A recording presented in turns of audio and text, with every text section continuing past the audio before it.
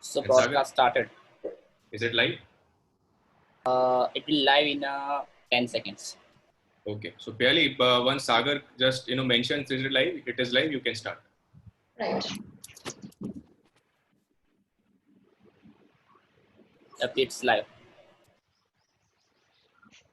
Good morning, everyone. On behalf of GUSEC and TIE Ahmedabad, I welcome you all to a curated webinar on how to create an investable startup post-COVID. An extremely important topic, I think, and is a need of the hour too. Challenging times are particularly hard on entrepreneurs, and it is safe to say that this current crisis is like none other faced by small businesses in the recent past, and is certainly quite unnerving trying to tackle all the unique issues at one time.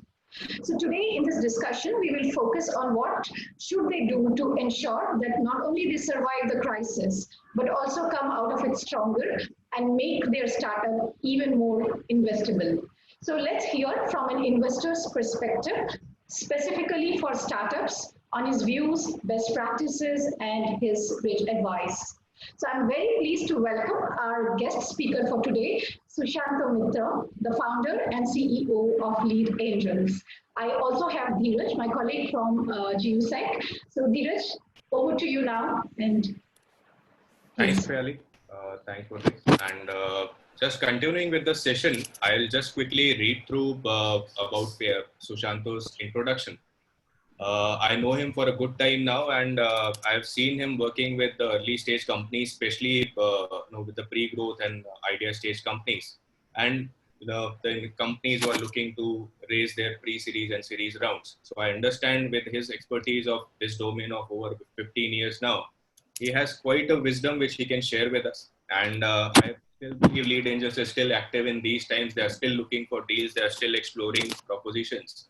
So they are not somebody who can be put on a back foot because of this crisis. They are still an active investor community. So just reading through his bio, Sushanto is an entrepreneur himself, and within the early stage ecosystem, he has been present for more than 15 years. Founder and CEO of Lead Angels, one of the very active and established angel networks of India. In his past stint, he was the CEO for Society for Innovation and Entrepreneurship, which is SIGN, which is an incubator at IIT Bombay. And he was also a director at Hyderabad Angels. So he has quite great grip over the investment proposition in India. The session modus will be that we have some of curated questions for Sushanto, which we would like him to answer. This is not a monologue. This is more of a Q&A session. People who are present into this webinar can also put up their questions in the chat box and a Q&A box.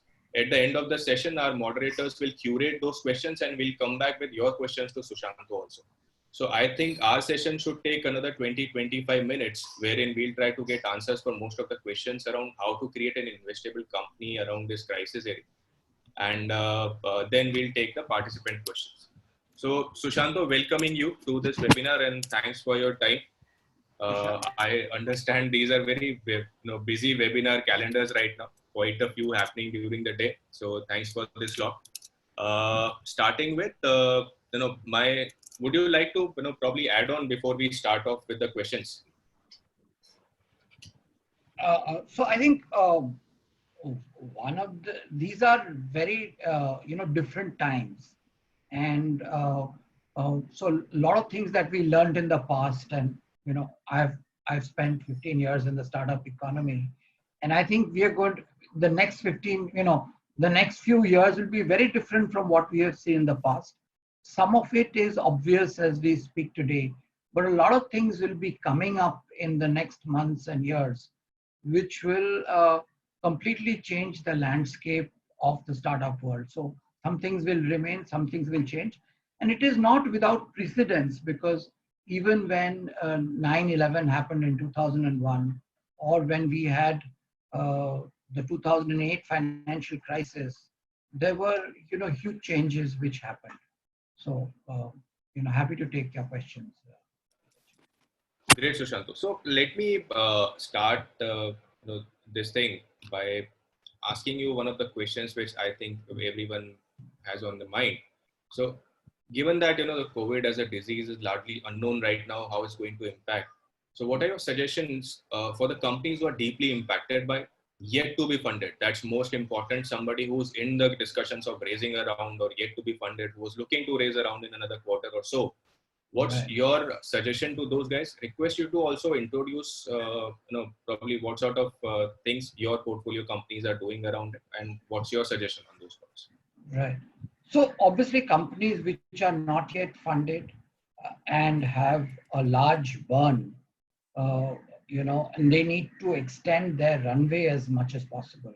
So, cash has to be preserved and, kept as long as possible, because funding right now, though in some sectors it is active, but if our company is affected negatively by COVID, then funding has taken a pause. So we have portfolio companies, we have companies for whom we are raising money.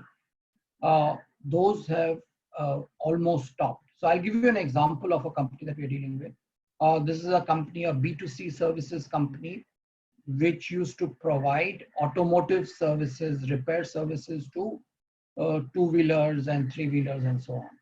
So obviously after the lockdown, they immediately, before the lockdown, they were negotiating a fundraiser of about 1.5 crores from angels.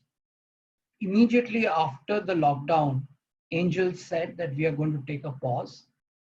We will, we will see how the situation emerges, and then uh, make the decision about investing. So when they were raising money, their runway was only 2 months. That they had 2 months runway. So we said so since funding came into a pause, we told them that, look, you have to now extend your runway in some way. Can you renegotiate your landlord agreements? Can you look at a salary cut of your team?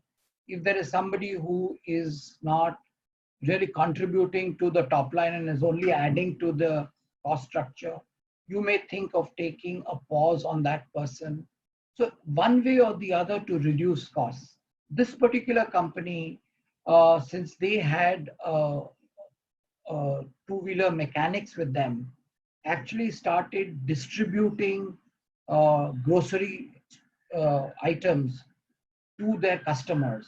And that became a revenue source not only for the company, but also for the service people who were the vendors to the company. So they were able to save that and therefore extend their runway by, a couple of months. So I think extending runway is the key thing. Maybe they can pivot. Pivoting is another thing. One of our portfolio companies was running co-working spaces. As you know, co-working space is not going to be well populated for some time. So they are exploring how they can create virtual co-working space, which means that a team may be working from home, but they need to coordinate a lot between each other. They need to call each other, exchange files. So can we create virtual co-working spaces? So a lot of possibilities and pivots are available to startups, provided they sort of explore and people have time now to explore all these things. So I think whatever you suggest, it is a harsh exercise for the startups. I don't think it's going to be easy, as they're already working on very tight budgets, and also cutting a tight budget would be very, very impactful for their growth also. So one suggestion, this is from your feedback only. One suggestion would be, what is your suggestion right now to the startups? Should they focus on growth, or should they focus on sustainability right now? So I think right now they should focus on sustainability. Those companies which are negatively affected by COVID are unlikely to be able to raise money in the next 1 to 2 months. After the lockdown gets over, and that is getting over in different parts of India around 15th of May or end of May or whatever. That will be the time when the real impact of what is the economic impact, how demand is going to change. Those things will be clearer, and that is when investors will get back to the market. Glad. And what is your suggestion to the startups who are yet to raise money? Should they try to raise money now? Should they wait? And what could be the numbers which can go down further?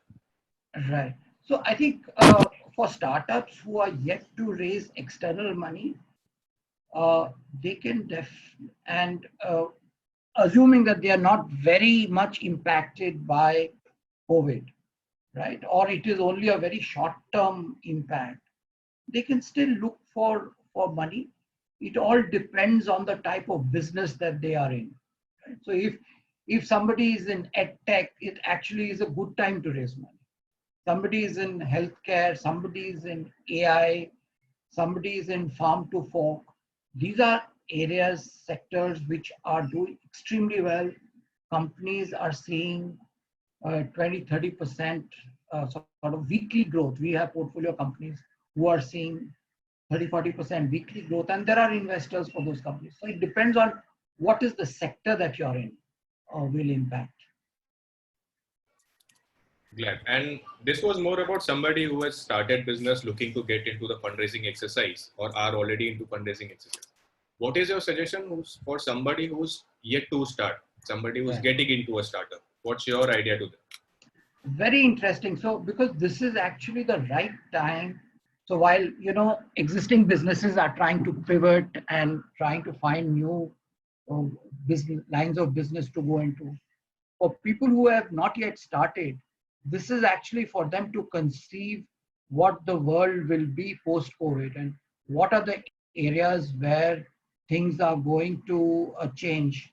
It's also a very good time because people are available, interns are available, people with co-founders are available. So a lot of talent is available. Costs are low. People are working from home. You can experiment with a lot of things, and also customers, whether individual or business customers, they are looking at ways of saving money. So if we have something by which they can provide as they say in India, Sasta, Sundar and Tikau sort of model, a lot of people are willing to experiment. So people who are buying something expensive now, can you give them a more economical product is something that would interest people. Glad. So continuing, you had mentioned there are certain sectors which will do well for time and all are already doing good well, like health tech, ed tech, logistics companies, some special niches of e-commerce as well. So the people who are already working on those in those areas, what's your advice to those startups? Right. So I just to give an example, we have invested in two companies in the last 1 month. One of them, which is public, is called a company called Planet Spark. And there's another transaction which is going through, which is in the area of providing green tea to customers in India and overseas.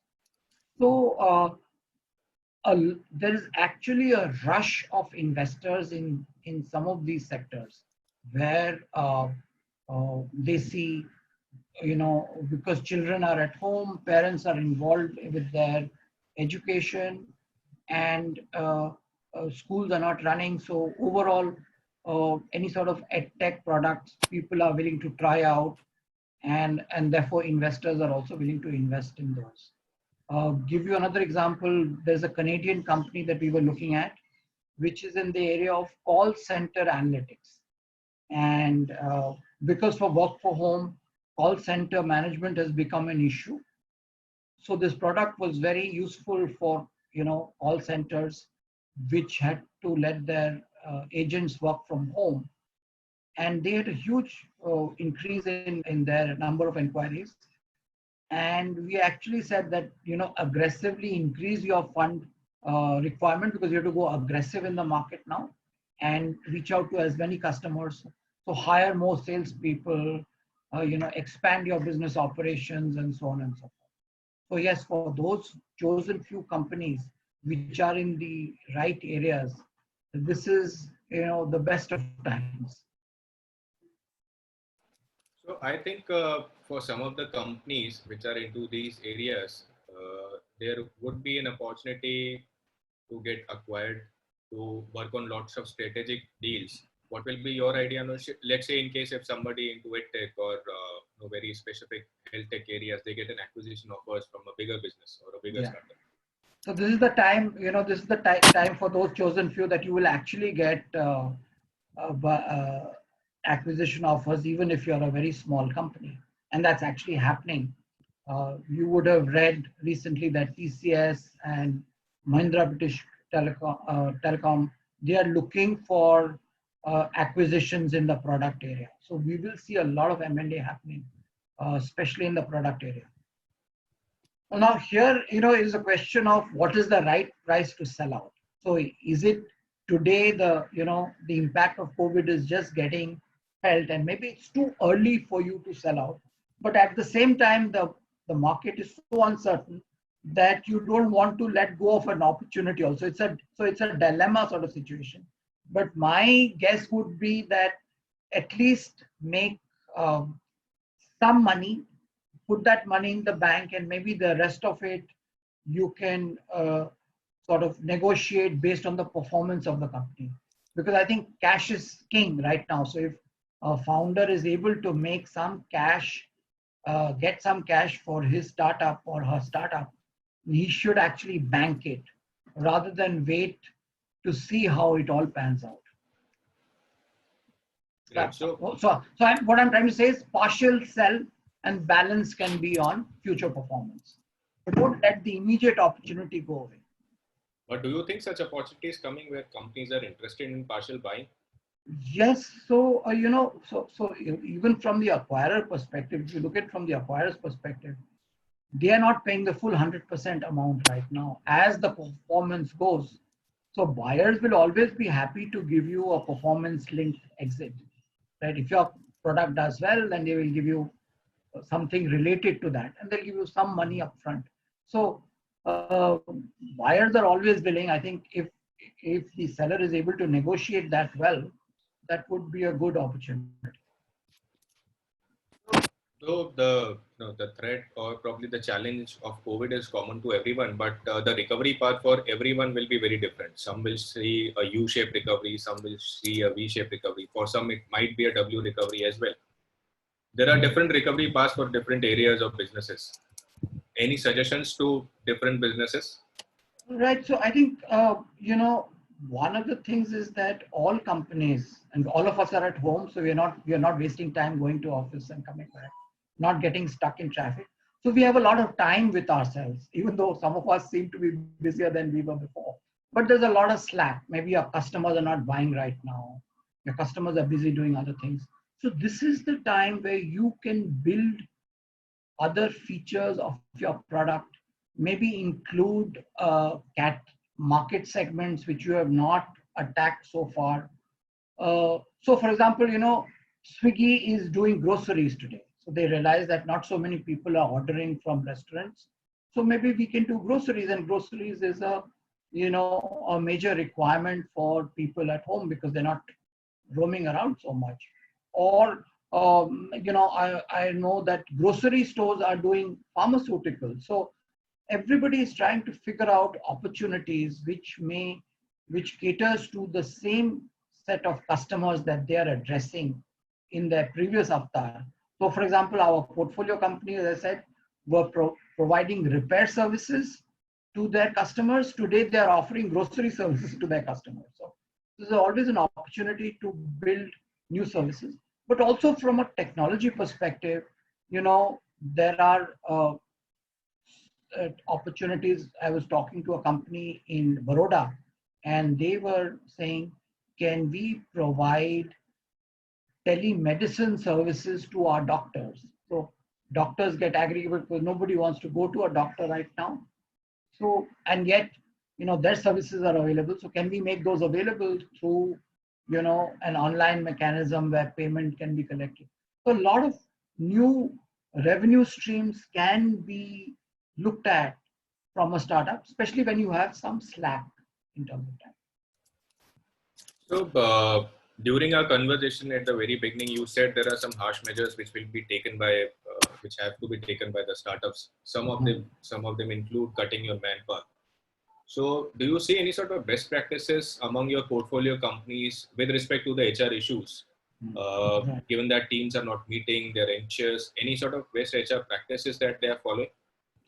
Right. So in fact, today we just gave out a painting competition to our entire team and said whoever does the best painting will get 500 rupees worth of chocolates. So I think we are all, especially younger people, are used to a certain level of socializing, and they suddenly are staying at home, and we need to keep them motivated.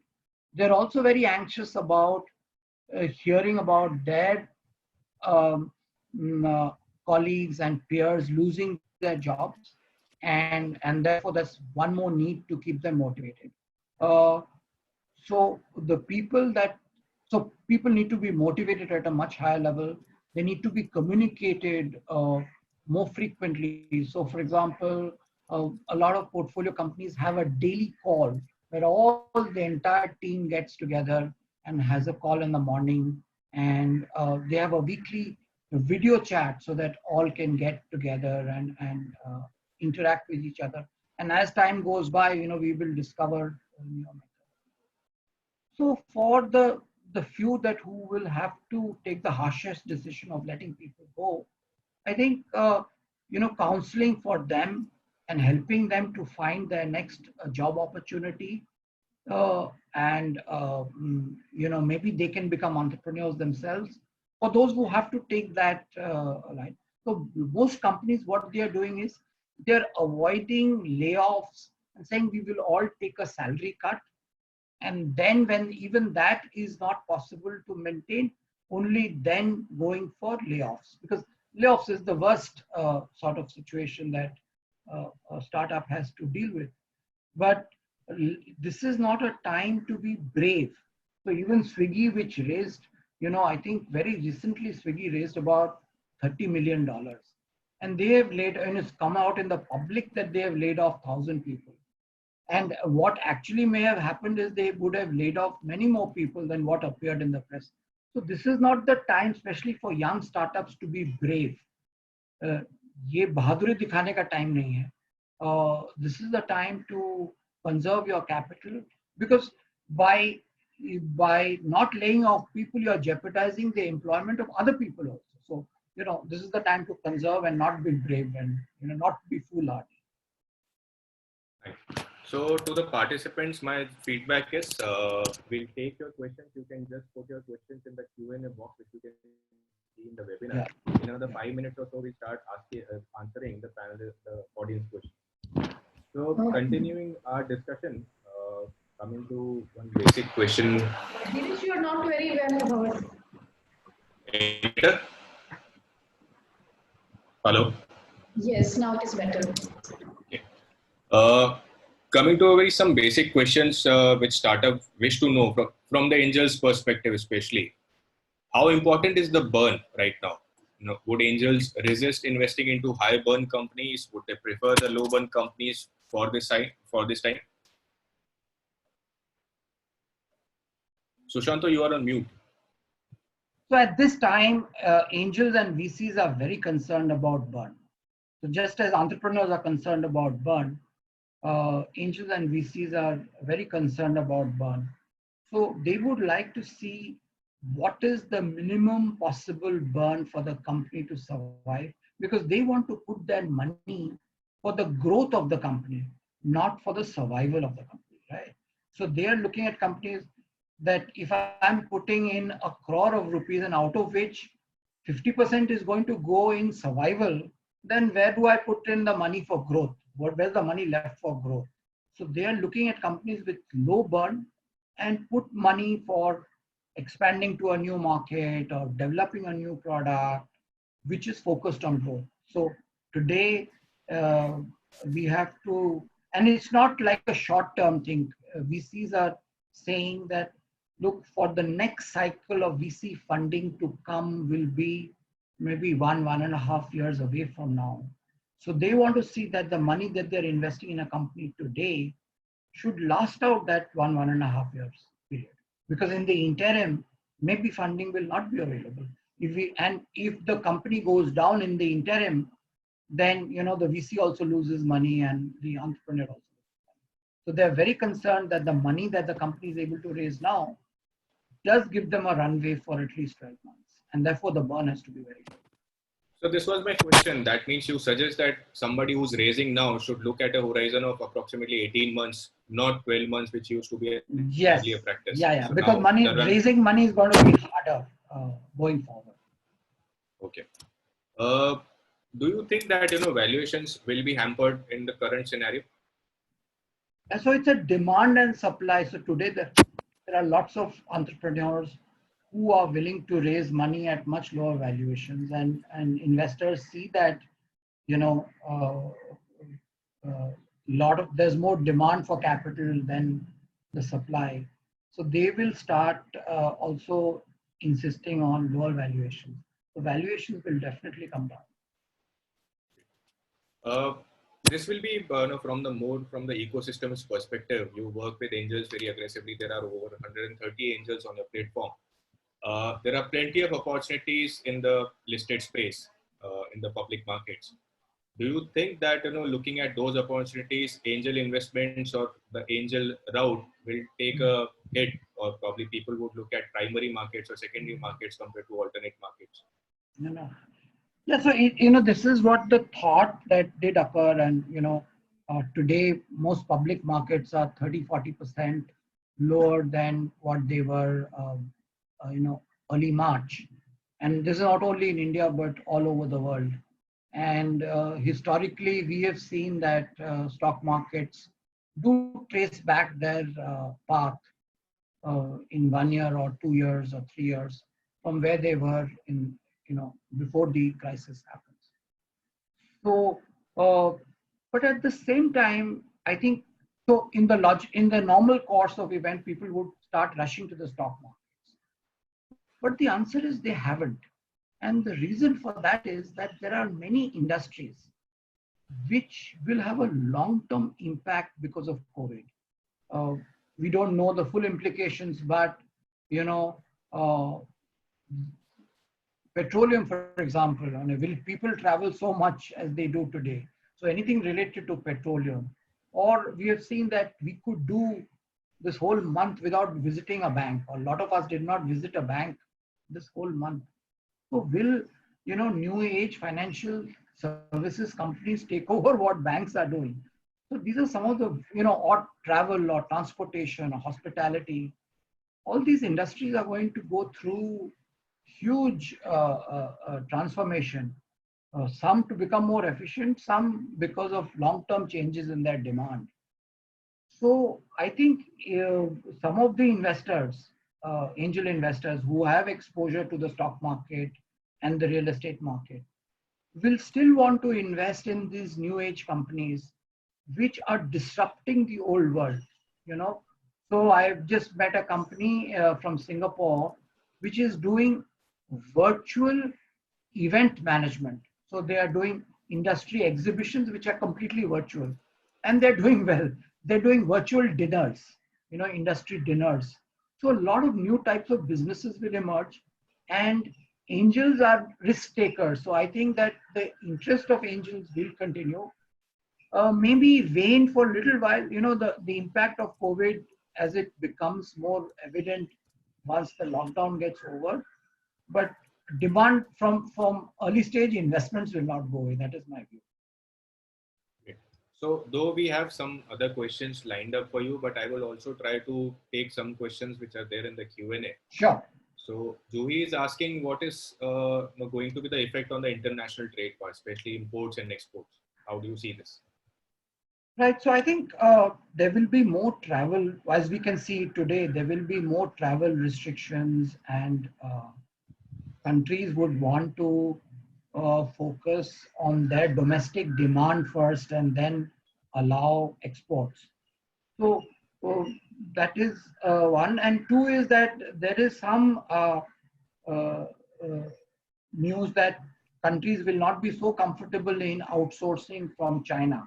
I don't know how true or not, but I think goods, services of import export of goods will take a beating for some time. And therefore, import and export of services and IP, intellectual property, will actually increase. So I see a lot of more possibilities in where for business continuity, people will want services to be outsourced from India.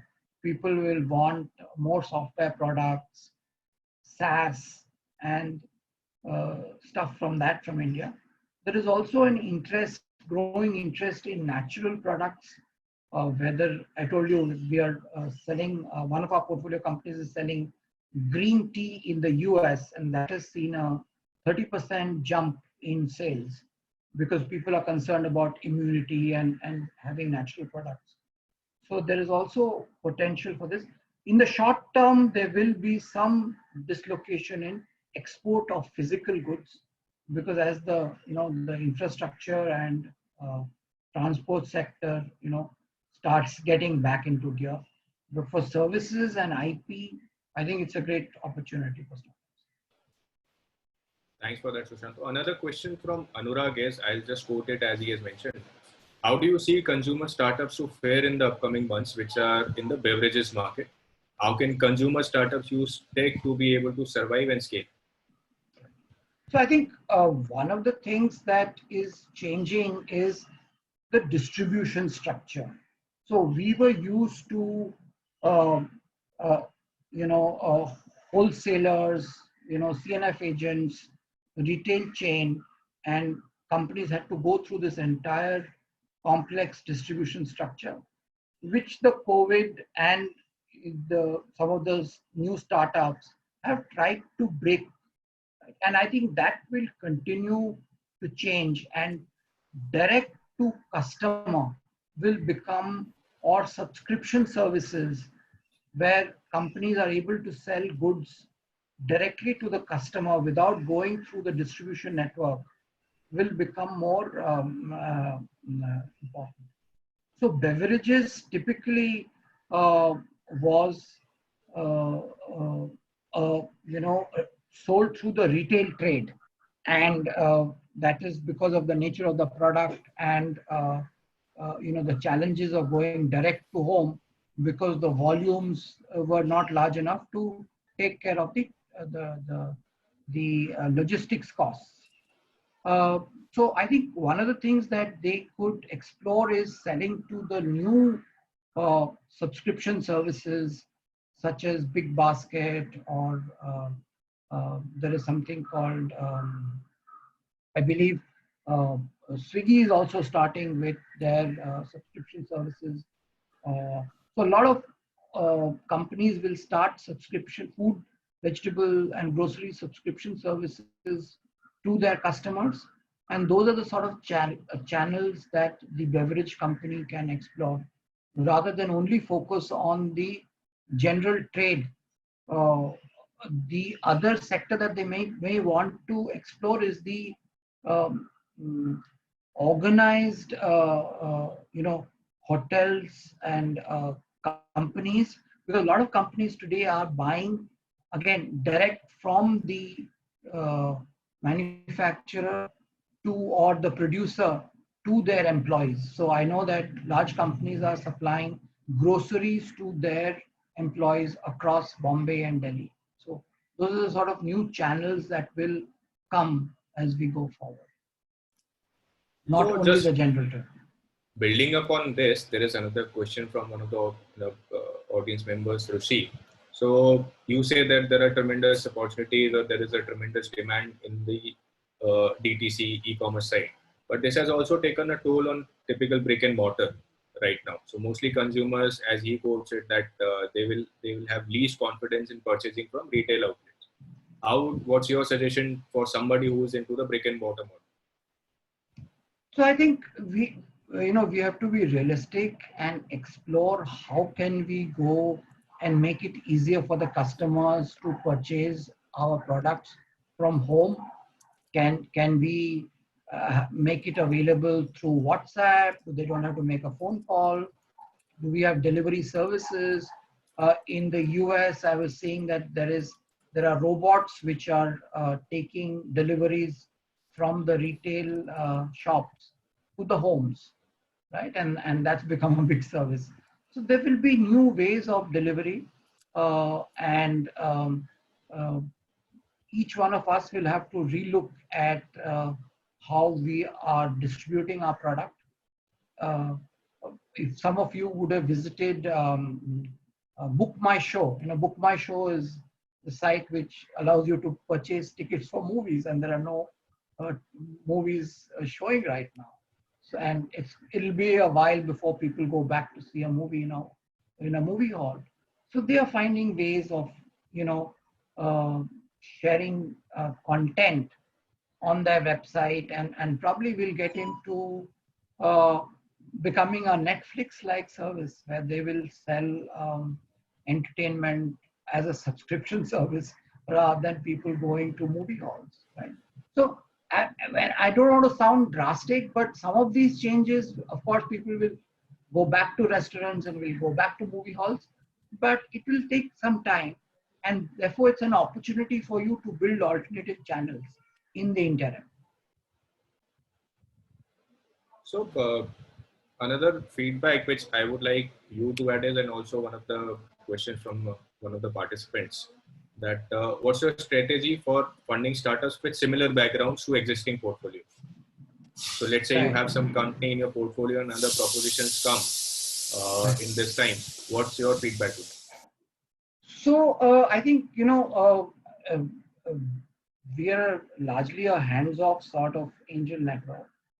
And while we avoid taking directly competing companies, but if there is an exceptional situation, we would be willing to invest in competing product companies. So we don't have any legal requirements that prohibit us from investing in competing companies, and we have not done so far. But I don't see that is a constraint as well. Great. So I understand that we had discussed this in our session, but there are a couple of queries on the similar question from various participants who want to see that what's going to be the investment scenario in some time. In case if we can just have a repeat answer on that. Right. So I think that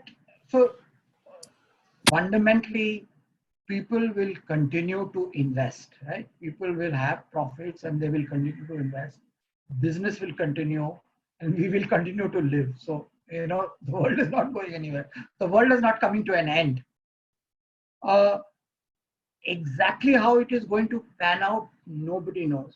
But if we just go by history of other financial crises that happened, we can say that investment sentiment will take some time for it to come back, whether it is the stock market, whether it is angel investing, whether it is private investing, will take some time to come back. That is also a given. Now, between the different sectors, some sectors will come up, some sectors will go down. Recently we saw in India that some of the pharma company stocks really went up, and likewise in the US. So some sectors will become investor favorites and some sectors will go out of favor. And that continues to happen across, good times and bad. And that will continue. The COVID will bring up some favorites and will relegate some people in the background for a while. So I think that is the only change specifically to COVID that will happen. So the next feedback which I would request is again on the investment side only. Do you think the stage of the startup would matter a lot in the investment decision right now compared to what it used to be before COVID? Yeah, right. So I think, as I said, people have become more risk averse now. So earlier on, they would take a bet on a company which has a great product or a great idea.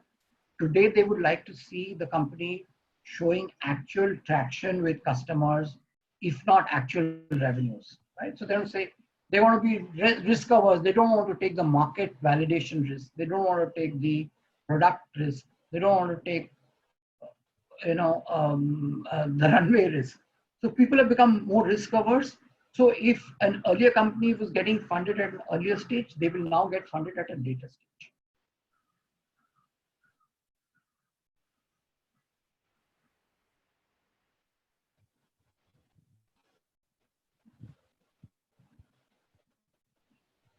Hello.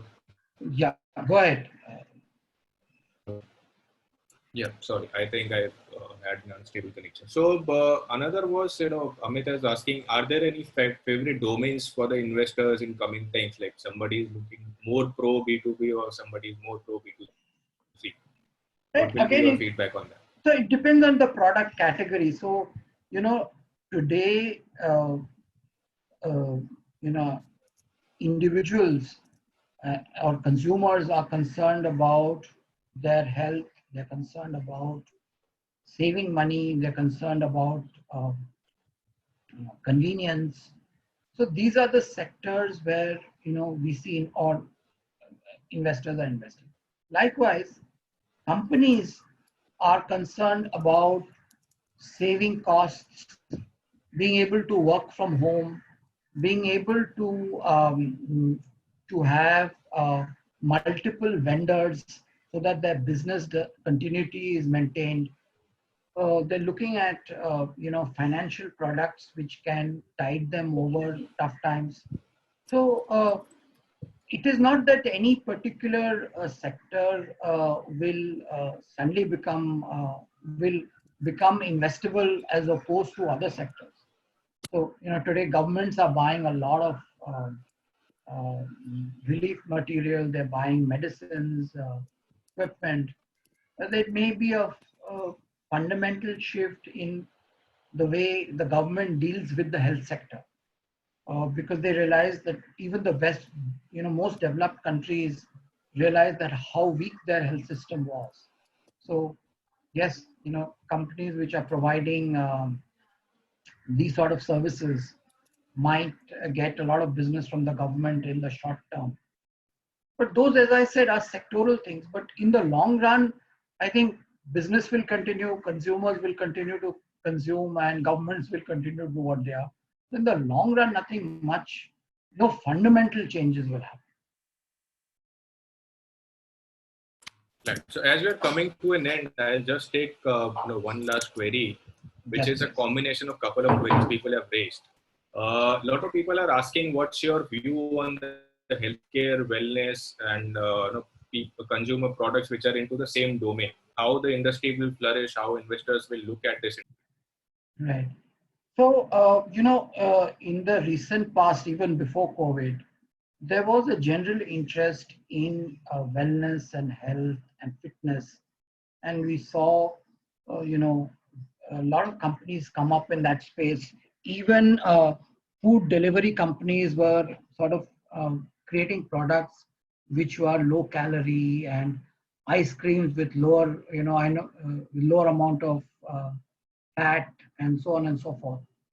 So there was a general trend, people moving from non-vegetarian food to vegetarian food. There was a general trend that was anyway in place. With COVID, this consciousness has increased multifold. So, so there will be a much bigger demand and trend towards these products, because people are concerned about their immunity, people are concerned about their weight, people are concerned about their sugar intake, and so on and so forth. Now, uh, companies which have already established products in these brands, they have a head start because they've already established a market. People are already using their products, and it'll be easier for them to, sell. But that does not stop uh, uh, people from exploring niches which are currently not occupied by somebody. So just this morning, I was talking to somebody and saying, people are replacing animal-based proteins to plant-based proteins. So there are, shakes, and there are uh, bars, and there are biscuits, which have a high concentration of plant protein, uh, relevant for Gujarat, right? So, um, but that is a general trend across the world and across India, that people are going toward this. So there are many niches within plant-based proteins. It could be a shake, it could be a granola bar, it could be a coating of dry fruits. There are so many possibilities which are there. So people would want to try out products which don't exist in the market today, because people are willing to try out new things and not go after the established brands. Great. So one would be, as we are coming to an end and would like to summarize as quickly as we can. Last question from all the participants who are there. What will be the best way to reach out to angels in coming time, and especially lead angels? Yeah, right. So I think I always say this, that, making a cold call, a cold email is not a no-no. But if you connect through LinkedIn, connect through Facebook, you get a personal touch. So it's best to, of course, my email is available, and you can share that. But best way to connect is through the social media, and today we are all on social media. That creates a connect. Today, of course, physical events are not happening, but the other way to meet investors, and not only lead angels, but any other angel or VC, is to attend events such as the one that we are holding, to connect with VCs, because that gives that personal touch to the entrepreneur as far as the investor is. Along with this, there is an accelerator program that you are running right now. I have shared the link to all the participants, but would also request if you can brief us on that as well. Yeah, so we realize that a lot of young graduates are looking at entrepreneurship as a career, and as I said, this is the best time to look at entrepreneurship. So we would like to know your views about what sort of entrepreneurship development programs that you would like, how much of mentoring and how much of tutorials you would like in that, and would be very happy to extend a discount to you when our product is back in the market. So please do fill up this form and leave your email ID so that we can reach out to you when the product is available. So to all the attendees, you can just go to your chat box. We have shared that link along with Sushanto's email ID. As we are coming to the end of this, I would also request Pyali to before and summarize it. I request time of Gujarat University, I again once again thanks all of us. Yeah, can you please come on? I could not hear you. Just that I was saying, if we have just concluded answering most of the questions which were relevant to the session, and all the questions which were already curated are already been answered by Sushanto. So I would like to conclude here, and would request if you can just summarize and conclude the session.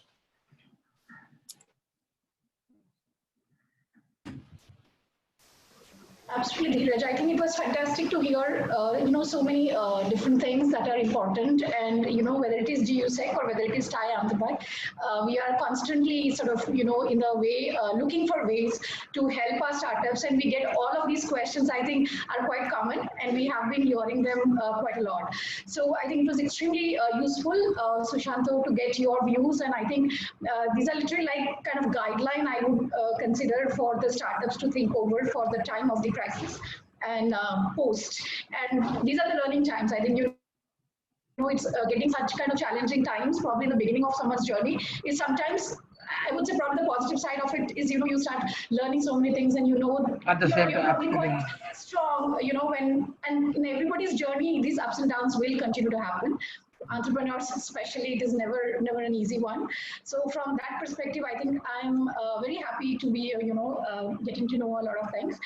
And this video also, I think once we have this, I'm going to be sharing it with a lot of other people who have not been incidentally able to join today. So so a big thank you from my side, at least, to Sushanto. Thank you, Pyali and Dheeraj, for hosting me, and I really enjoyed all your questions. Somewhat difficult though, Dheeraj, but I hope I was able to answer them. I don't think there are any questions which are difficult for you, at least in the investment space. No. These times are difficult, so the questions are also difficult.